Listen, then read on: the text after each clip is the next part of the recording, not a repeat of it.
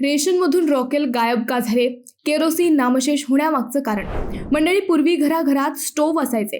अंगणात चुली पेटायच्या, त्यासाठी आवश्यक असायचं रॉकेल अर्थात केरोसिन. त्यामुळे केंद्र सरकारकडून गरीब होतकरू कुटुंबांना रेशनच्या दुकानात रॉकेल दिलं जायचं. परंतु आता रेशनच्या दुकानात गहू, तांदूळ, डाळ आदी दिसते, परंतु रॉकेल मात्र नामशेष झालं. मंडळी, हे रॉकेल अर्थात केरोसिन नामशेष का झालं? तर 2014 नंतर मोदी सरकारने 2030 पर्यंत केरोसिन मुक्त भारत बनवण्यावर भर दिला आहे. त्याअंतर्गत त्यांनी उज्ज्वला गॅस कनेक्शन योजना आणली. या अंतर्गत करोडो गरीब कुटुंबांना मोफत LPG कनेक्शन देण्यात आले. यासोबतच वर्षाला 3 गॅस सिलेंडर मोफत देण्यात येतात. त्यामुळे घराघरातील चूल व स्टोव्हची जागा गॅसने घेतली. त्यामुळे रॉकेलच्या खपात घट होत गेली आणि आता रेशनच्या दुकानात केरोसिन पूर्णपणे नामशेष झाले आहे.